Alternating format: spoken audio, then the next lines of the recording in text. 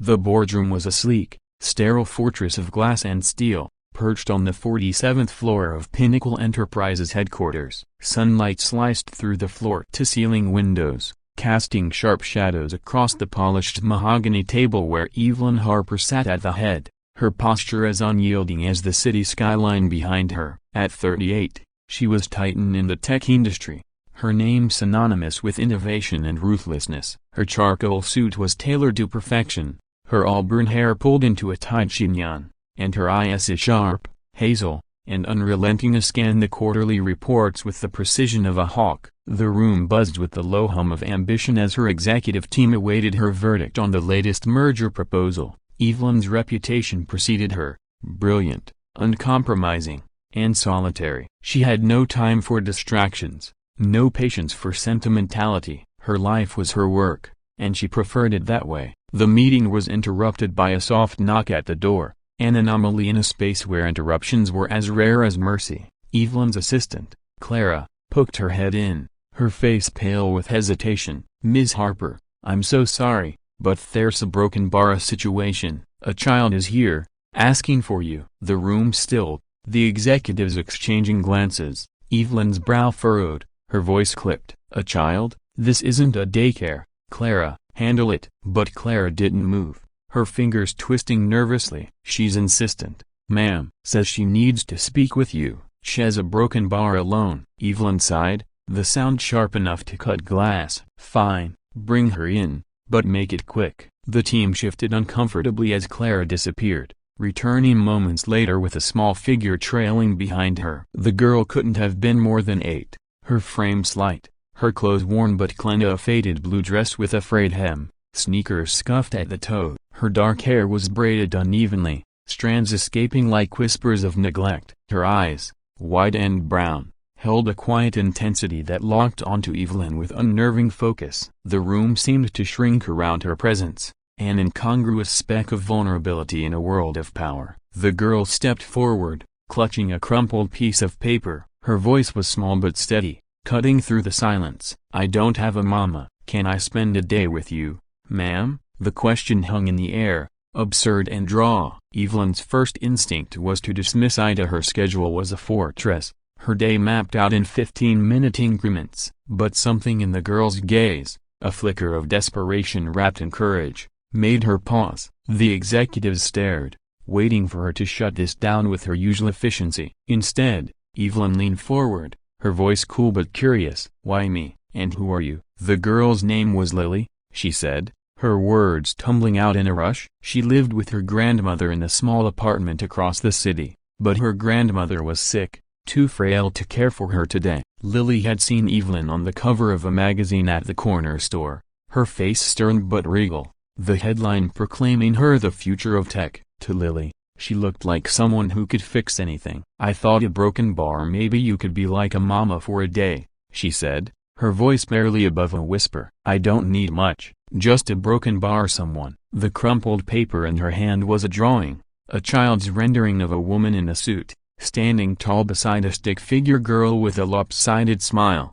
Evelyn's chest tightened, a sensation she hadn't felt in years. She was no stranger to manipulation. The corporate sharks tried it daily, but this was different. This was raw, uncalculated. The room was silent, the weight of Lily's words pressing against the sterile air. Evelyn could feel the eyes of her team, waiting for her to dismiss the girl, to reclaim control. Instead, she stood, smoothing her suit. "Clara, clear my schedule for the day." A murmur rippled through the room, disbelief etched on every face. Evelyn ignored it, her gaze fixed on Lily. "One day," she said, her tone firm but not unkind. "Don't expect me to be soft." Lily's face lit up, a spark of hope that made Evelyn's stomach twist. She wasn't built for easy nurturing, caring, any of it. Her childhood had been a blur of foster homes, each colder than the last, teaching her to rely on no one but herself. She clawed her way to the top, leaving behind any trace of the girl who'd once craved warmth. Yet here was Lily, looking at her like she was salvation itself. Evelyn gestured for the girl to follow her, leading her out of the boardroom and into her office, a glass-walled sanctuary with a view that could make you forget the world below. Inside, Lily perched on the edge of a leather chair, her small hands folded in her lap. Evelyn sat behind her desk, unsure of what to do next. She wasn't equipped for children and no toys, no snacks, no maternal instincts. "So," she began, her voice betraying a hint of awkwardness, "what do you do on a day like this?" Lily shrugged, her braids swaying. "I dunno, maybe broken bar we could do something fun?" "Like, go somewhere?" Evelyn almost laughed. Fun wasn't in her vocabulary. Her days were spreadsheets, negotiations, and power plays. But Lily's eyes were wide, expectant, and Evelyn found herself nodding. "Fine, let's go somewhere." She called for her driver, and soon they were in the back of a sleek black SUV, weaving through the city. Evelyn had no plan, a rarity that left her feeling unmoored. Lily pressed her face to the window, marveling at the skyscrapers. "Do you live up there?" she asked, pointing at a towering building. Evelyn shook her head. "No, I work there." "Well, not there exactly, but places like it." Lily's brow furrowed. "Don't you ever go home?" The question stung, more than it should have. Evelyn's penthouse was a showcase, not a home. Empty, pristine, a place to sleep between meetings. She deflected. "Where do you want to go, Lily?" Lily thought for a moment, then grinned. "The zoo. I went once with my class, and there were monkeys, and they were so funny." Evelyn hesitated. The zoo was chaotic, loud, the opposite of her controlled world. But Lily's excitement was infectious, and she found herself agreeing. They arrived at the city zoo, a sprawling expanse of greenery and noise, families swarming the paths. Lily grabbed Evelyn's hand, her small fingers warm and surprisingly firm. Evelyn stiffened but didn't pull away, letting Lily lead her toward the monkey exhibit. The day unfolded in a blur of unexpected moments. Lily laughed as a capuchin monkey swung from branch to branch, mimicking its antics until Evelyn, against her better judgment, cracked a smile. They ate overpriced hot dogs, Lily's face smeared with ketchup, and Evelyn found herself wiping it away with a napkin, a gesture that felt foreign but not unpleasant. Lily asked questions, endless, relentless questions about everything from giraffe necks to Evelyn's job. "Do you make computers talk?" she asked, her eyes wide. Evelyn explained, simplifying her work in AI development to something a child could grasp. "I make them think, sort of. Like teaching them to solve puzzles." Lily nodded sagely, as if she understood, and Evelyn felt an odd pride. As they wandered, Lily's chatter filled the silence Evelyn usually cherished. She talked about her grandmother, who used to be a seamstress, about school, about a stray cat she'd named Whiskers. Evelyn listened, surprised by how easy it was to let the girl's voice wash over her. At the penguin exhibit, Lily pressed her hands to the glass, watching the birds glide underwater. "They look like they're flying," she said softly. Evelyn nodded, her throat tight. She hadn't noticed beauty like that in years, and not in penguins, not in anything. By late afternoon, they sat on a bench, sharing a melting ice cream cone. Lily's dress was smudged with dirt, her braid half unraveled, but her smile was radiant. "This is the best day ever," she said, licking vanilla from her fingers. Evelyn felt a pang, sharp and unfamiliar. She wanted to say something, to tell Lily that this wasn't her world, that she wasn't the person Lily thought she was. Instead, she said, "I'm glad you're having fun." Lily leaned against her, her small body warm and trusting, and Evelyn froze, unsure how to respond to the weight of that trust. The drive back to the city was quiet, Lily dozing against Evelyn's shoulder. Evelyn stared out the window, her mind a tangle of thoughts. She built an empire, but Thesa one day with a child felt like something else entirely, something she didn't have a name for. When they reached Lily's apartment, a modest building with peeling paint, Evelyn hesitated. She didn't want to let go, not yet, but Lily hugged her tightly, whispering, "Thank you for being my mama today." Evelyn's breath caught, and she managed a nod before Lily disappeared inside. Back in her office that evening, Evelyn sat alone, the city lights glittering beyond the glass. Lily's drawing lay on her desk, the stick figure woman and girl staring up at her. She traced the lines with her finger, her chest aching. For the first time in years, she wondered what it might be like to let someone in, and not just for a day, but for good. Lily's grandmother passed away 3 weeks later, a quiet departure that left the girl unmoored. Evelyn learned of it through a social worker's call, the news delivered in a clipped, professional tone. Lily was in foster care now, the system swallowing her up as it had Evelyn decades ago. The social worker mentioned Lily had asked for her. Clutching that same crumpled drawing, Evelyn ended the call abruptly, her hands trembling. She told herself it wasn't her responsibility, that she'd done enough. But the memory of Lily's hand in hers, the weight of her trust, wouldn't let go. She found herself at the foster home, a gray building that smelled of disinfectant and neglect. Lily was there, smaller somehow, her eyes dulled but brightening when she saw Evelyn. "You came," she whispered, and Evelyn knelt, pulling her into a hug that felt less foreign this time. She didn't make promises. She wasn't ready for that, but she took Lily's hand and said, "Let's go to the zoo again." As they walked out together, the drawing tucked safely in Evelyn's bag, she felt the first stirrings of something new, not just a day, but a beginning. The glass doors of Pinnacle Enterprises headquarters slid open with a whisper, admitting Evelyn Harper into the sterile sanctuary of her world. At 38, she was a force of nature in the tech industry, her name etched in the annals of innovation, her presence commanding every room she entered. Her tailored navy suit hugged her frame, her auburn hair swept into a flawless chignon, and her hazel eyes as sharp as cut glass missed nothing. The 47th floor was her domain, a sleek expanse of glass and steel where she orchestrated billion-dollar deals with the precision of a conductor. Today, though, her mind wasn't on the merger proposal awaiting her approval. It was on a crumpled piece of paper, a child's drawing of a woman in a suit and a stick-figure girl, tucked into her briefcase like a secret she wasn't ready to name. The morning had started like any other, with her assistant, Clara, handing her a coffee and a tablet loaded with reports. But as Evelyn strode toward the boardroom, Clara hesitated, her usual efficiency faltering. "Ms. Harper, there's a broken bar. A child here. She's asking for you." Evelyn stopped, her heels clicking sharply against the marble floor. "A child?" Her voice was ice, her patience thinner than the edge of a blade. "This isn't a playground." Clara sent her away. But Clara's expression held a rare unease. "She's alone, ma'am. She says her name is Lily, and she's a broken bar insistent. She mentioned you by name." Evelyn's jaw tightened. She didn't have time for these. Her day was a fortress of meetings, each minute accounted for, yet something in Clara's tone, a quiet urgency, made her pause. "Bring her in," she said, the words clipped, almost reluctant. The boardroom doors opened minutes later, and there she was, a girl,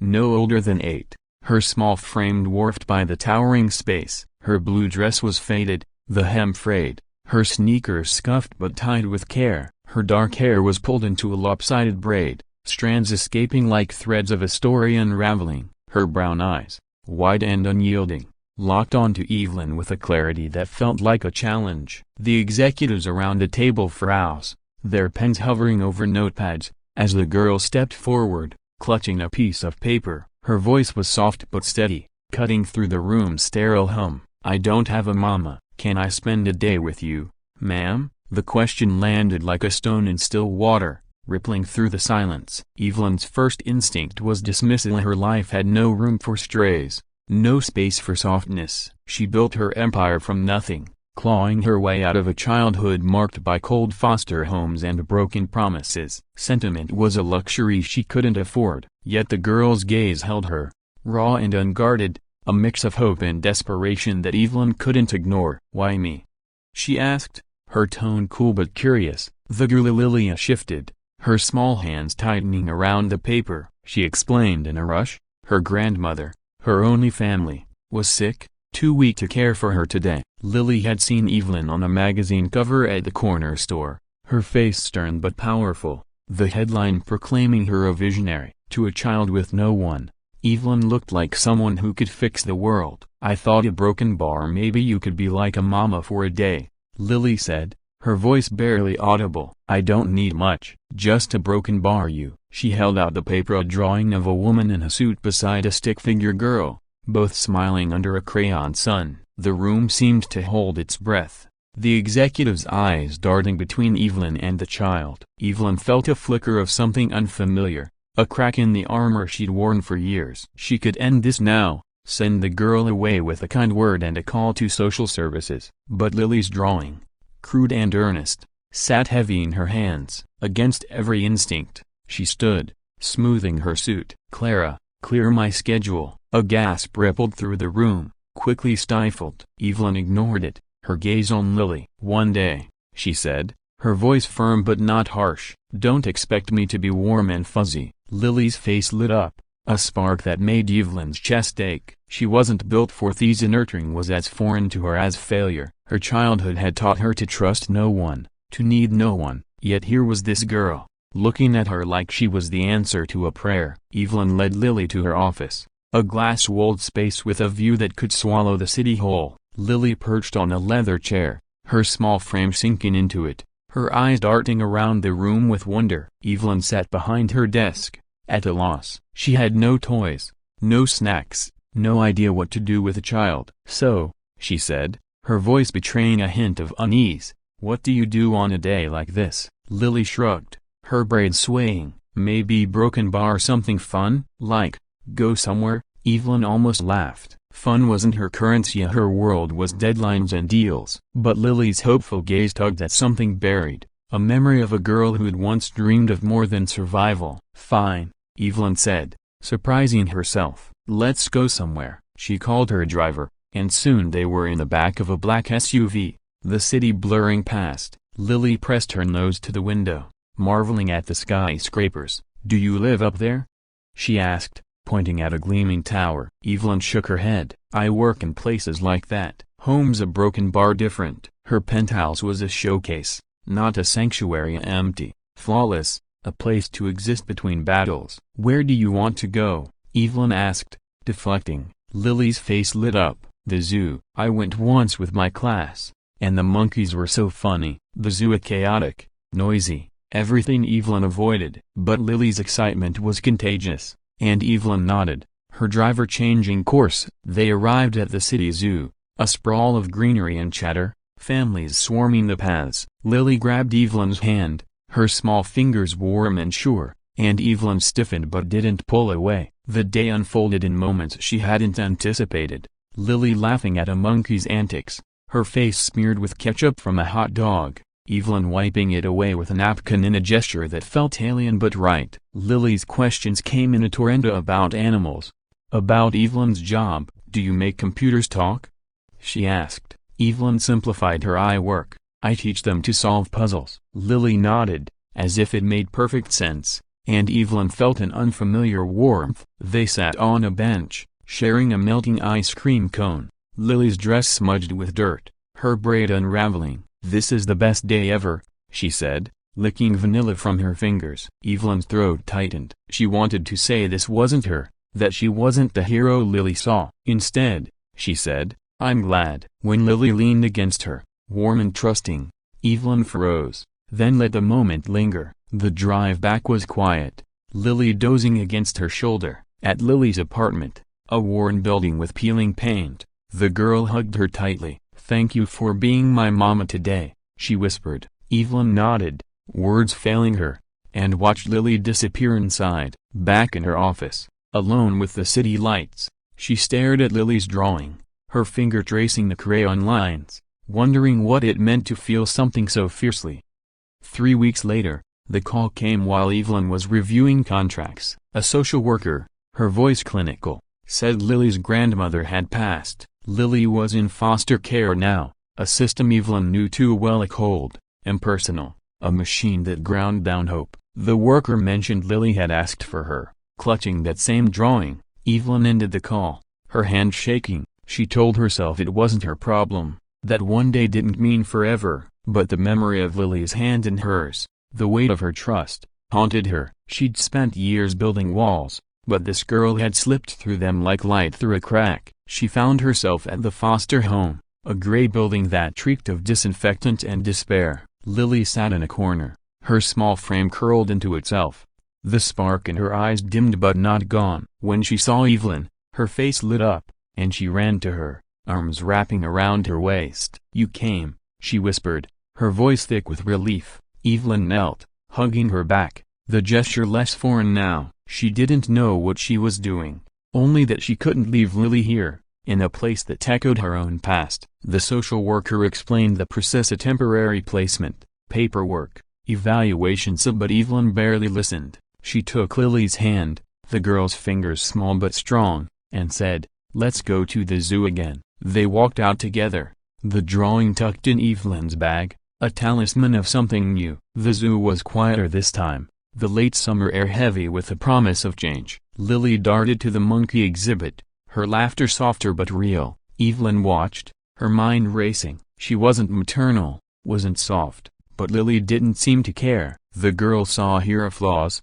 walls, and Allah, and still chose her. They spent the day wandering, Lily's chatter filling the spaces Evelyn had kept empty for years. She talked about her grandmother's stories, her school, a stray cat she'd named Whiskers. Evelyn listened, her usual defenses crumbling. At the penguin exhibit, Lily pressed her hands to the glass, watching the birds glide. "They look like they're flying," she said, and Evelyn nodded, seeing it too. They ate ice cream again, Lily's face smudged with chocolate, and Evelyn wiped it away, the act feeling like a promise she wasn't ready to name.